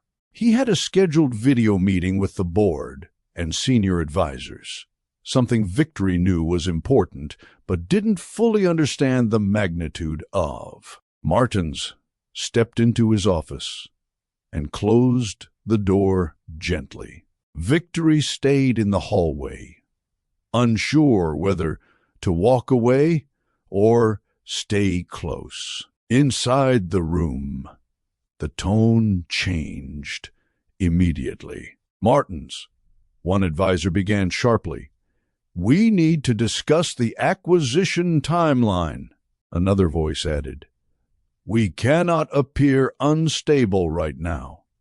Investors are watching every move. A third voice joined, firmer than the others. And your sudden marriage has raised questions. Victory's breath caught. She hadn't meant to listen, but the comment froze her feet to the floor. Martins's tone shifted, still calm, but colder. My personal life is not up for board approval. That may be true, one advisor insisted. But optics matter. A surprise marriage, especially to someone outside your world, can be seen as impulsive. Victory's stomach tightened. Impulsive? Outside your world. Words cut, even though they weren't directed at her. Another advisor spoke. Your leadership depends on stability. The company cannot afford distractions. Martins? Victory felt heat rise in her chest, not from anger, but from worry. Was she a distraction? Was she a problem he didn't need? She pressed her hand against the wall to steady herself. They questioned his sudden marriage. The conversation grew sharper. Why now? An advisor demanded. You've never shown interest in marriage before. And suddenly you walk into a courthouse and choose a spouse no one knows. Victory felt her breath grow shallow. She wasn't ashamed of who she was, but hearing strangers dissect her like a business risk made her chest tighten. Another advisor added, this could impact negotiations. People may question your judgment. Judgment, risk, distraction. Each word felt like a blow. But Martins didn't waver. 3. Martins defends victory. For the last time, Martins said firmly, my marriage will not affect my leadership. One advisor scoffed under his breath. How can you be so certain?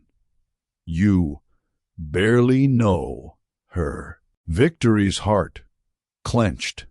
Silence followed, thick, tense, until Martins finally spoke again, his voice steady.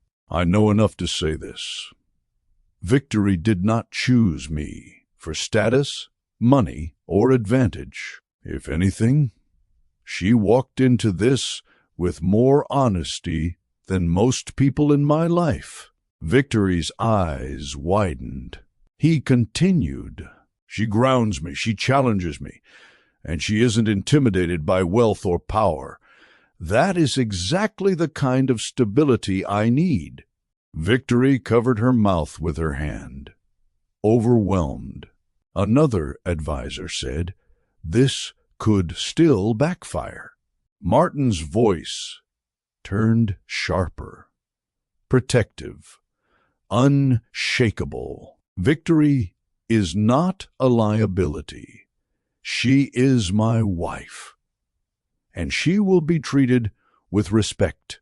Victory felt tears heat behind her eyes, not from sadness, but from the shock of being defended so fiercely. One advisor spoke hesitantly. Then we hope she understands the responsibility that comes with your position. Martins replied, she understands more than you think. Victory overhears, moved. The meeting ended shortly after. Martins closed his laptop quietly, unaware that Victory had been standing just outside the door the entire time. Victory stepped back before he exited the office, wiping her face quickly. She didn't want him to know she overheard, but her emotions betrayed her. Her breathing uneven, her eyes bright. Martins opened the door and stopped when he saw her. Victory? He asked softly. Victory swallowed hard. You defended me, she whispered. Of course I did, Martins replied. No one will speak about you like you're less than what you are. And what am I? Victory asked, voice trembling. Martin stepped closer, carefully, intentionally, and answered in a low, steady tone. You are the woman I chose, and I won't let anyone diminish that. Victory felt her heart shift. Something warm, something deep, something she didn't expect to feel so soon. Not safety, not comfort, but worth. For the first time since she walked into the courthouse, she didn't feel like she was accidentally standing in Martin's life. She felt wanted. She felt defended. She felt seen. And that changed everything. After hearing Martin's defender with such unwavering conviction, Victory stepped into the nearby reading room, one of the smaller spaces in the mansion. The room smelled faintly of old paper and cedar. Shelves lined the walls, each filled with books arranged neatly by height and color, an indication of Martin's quiet preference for order. Victory closed the door gently and leaned her back against it, pressing a palm against her chest. Her heart was racing, not from panic, but from something she hadn't felt in a long time. Validation? Still, fear tugged at her thoughts, demanding attention. She whispered to herself, Victory, you can't freeze. You can't let fear run you again. Her mind replayed everything. Kelvin's betrayal, the tears she cried, the humiliating shock of seeing another woman wearing her hoodie. That pain had buried something inside her, something she was only now beginning to uncover. Fear of choosing someone wrong, fear of trusting again, fear of opening her heart. She lowered herself into the window seat, staring at the waves outside. This man is not Kelvin, she whispered. Stop expecting him to hurt you. It wasn't easy. Fear never leaves quietly. But Victory had reached the point where standing still hurt more than moving forward. This time, she breathed deeply and chose to confront it. She vows not to repeat Kelvin's betrayal trauma. Her thoughts returned to the moment she'd walked into Kelvin's apartment years earlier, heart full of love, hands carrying homemade food, ready to surprise him, and finding Rena with the hoodie. The betrayal had created a wound so deep she didn't realize how much it still controlled her. Even now, she expected disappointment before it arrived, expected abandonment before anyone left, expected disrespect before anyone acted. But Martin's, he had done none of those things. He listened. He protected. He explained. He stood up for her. Not out of duty, but out of genuine respect. Victory wiped her eyes and shook her head firmly. I won't punish a good man for what a foolish man did, she whispered. I won't let Kelvin's betrayal write the rest of my story. Saying it felt like peeling off the last layer of something toxic. Healing didn't happen instantly, but this moment marked the beginning. When Victory stepped out of the reading room, Martin stood down the hallway, waiting, not hovering, not pushing, just waiting for her to decide what she wanted. She walked toward him slowly, unsure how to begin. Martins, she said, softly. He met her gaze immediately. "Did I do something wrong?" "No," she said quickly. "You did everything right." Martins exhaled, relief softening the lines around his eyes. Victory took a step closer. "I heard what they said," she admitted. "All the doubts, all the questions. You didn't have to defend me, but you did. You deserved to be defended," Martins replied. Victory nodded, swallowing a knot in her throat. "I've spent so much time expecting the worst from people," she said. "I kept waiting for the moment you'd disappoint me, hurt me, or show me you weren't who you appeared to be." Martins listened silently, present, focused, patient.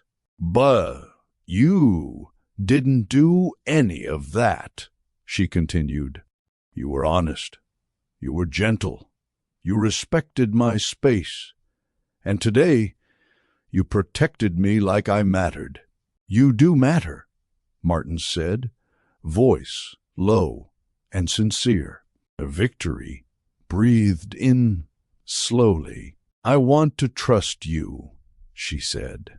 "I really do. And I'm choosing that. I'm choosing us. Not out of impulse this time, but with intention." She reached for his hand. Martins didn't hesitate. He intertwined his fingers with hers, warm and steady.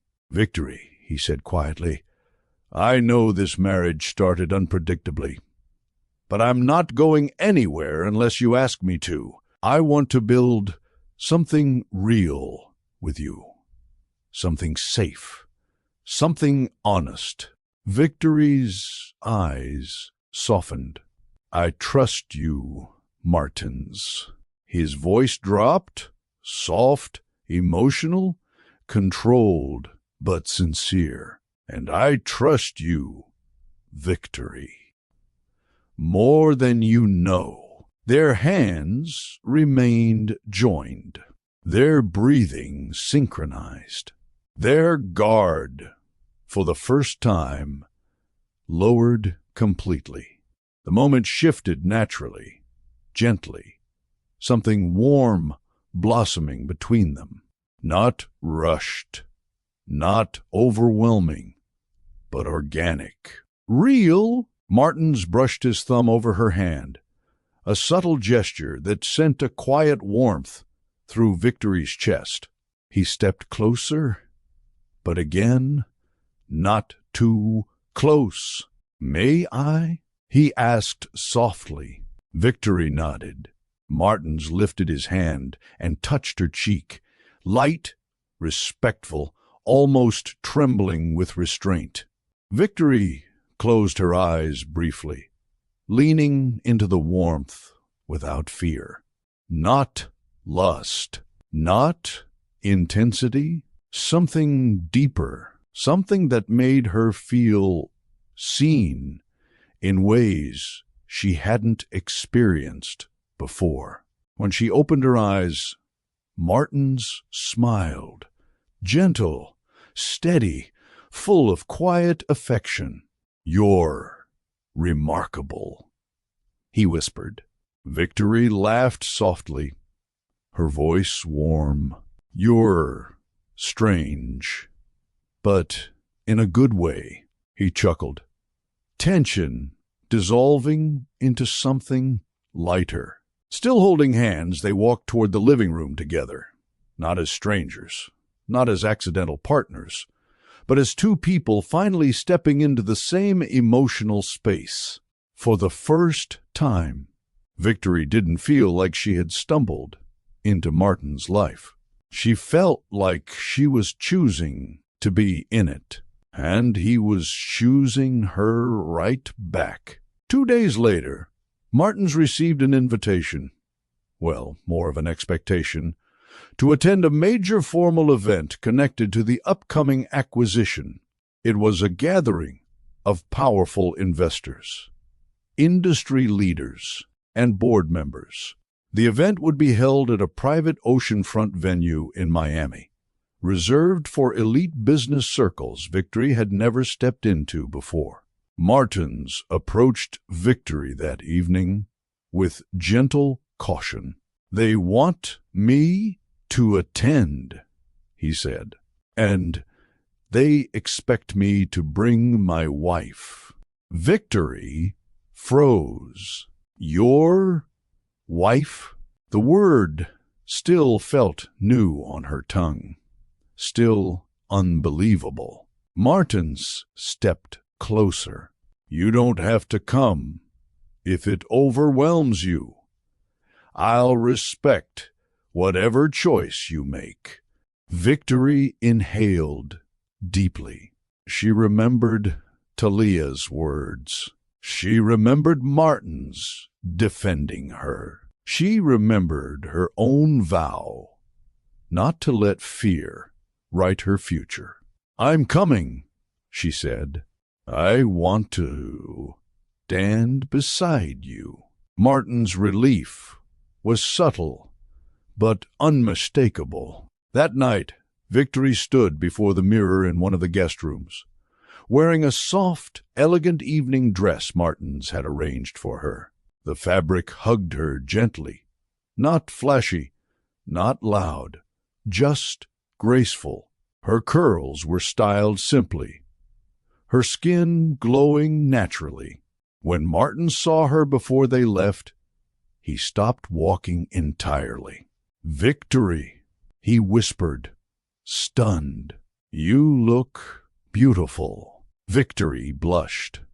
"Don't hype me up now.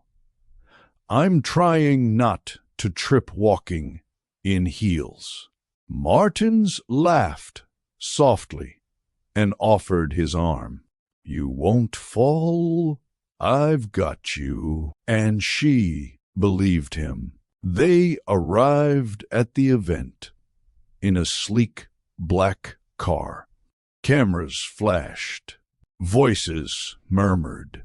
Some people recognized Martins instantly. The moment he placed his hand on the small of Victory's back and guided her inside, every head turned.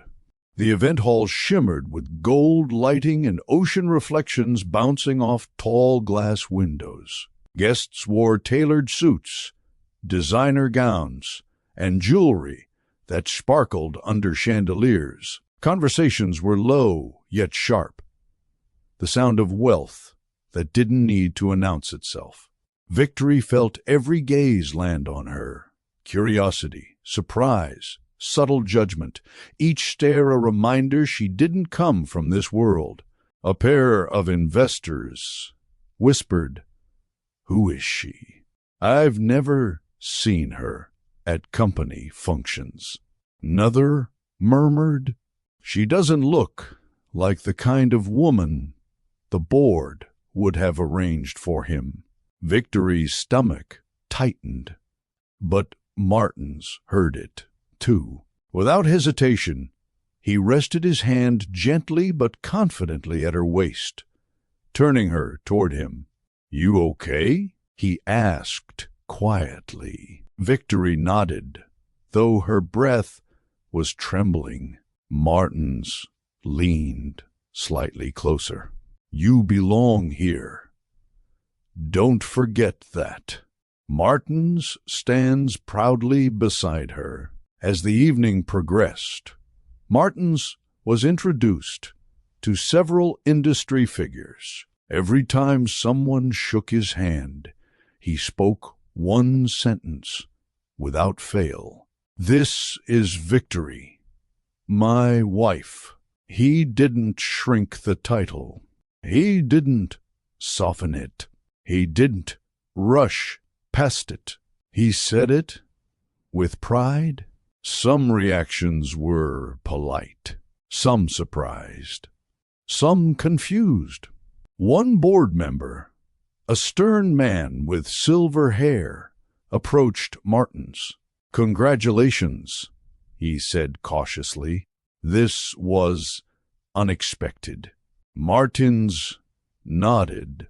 Unexpected things often turn out to be the best decisions. He glanced at Victory with a soft warmth that left the board member speechless. Another advisor approached Victory directly. "You must be adjusting to quite a shift," she said. Victory nodded, honestly. "It's a lot. But Martins has been patient." The advisor raised an eyebrow, not judging, but curious. Victory smiled gently, surprising herself. "I'm learning. Every day." Martins overheard the interaction and stepped to Victory's side, placing his hand at the center of her back, a subtle but unmissable symbol of unity. Anyone watching could see it. This wasn't accidental. This wasn't a temporary arrangement. This was a man, proud of the woman beside him. Victory realizes she didn't marry into money. She married into destiny. Halfway through the night, Victory stepped on to the outdoor balcony for fresh air. The ocean breeze cooled her skin as she leaned on the railing, absorbing the rhythm of the waves. Her mind read everything. Kelvin breaking her, Talia lifting her, Martins choosing her, Martins defending her, Martins seeing her, Martins trusting her. This wasn't luck. This wasn't an accident. This wasn't a chaotic mistake. For the first time, she felt it in her bones. She didn't marry into money. She married into destiny. Because destiny isn't always gentle. Sometimes it throws you into rooms you think you don't belong in, just to reveal that you do. Martins stepped out onto the balcony quietly, stopping beside her. "You've handled tonight with grace," he said softly. "I'm proud of you." Victory looked up at him, eyes shimmering with emotion. "I'm proud of you, too," she whispered. He blinked, surprised. "Of me? You stood up for me," she said. "You claimed me. You didn't hide me. I've never had a man stand with me like that."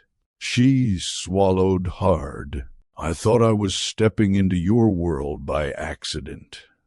But now I feel like maybe I was meant to be here." Martin's expression softened into something she'd never seen before, something deep, something undeniably tender. "You were?" he said simply. Martins reached for Victory's hand, and she let him intertwine their fingers. Together they looked out at the ocean, the same force that had carried her heartbreak days ago, now symbolizing a future she never imagined. Victory spoke softly, almost to herself. "Life really does shift when you least expect it." Martins nodded, slowly. "Sometimes the best things come after the worst moments." Victory turned toward him, her voice steady. "I don't know everything about your world yet, and I'm still learning how to trust again, but I want to walk forward with intention. No fear, no running." Martins smiled. "And I'll walk with you, however slow or fast you need.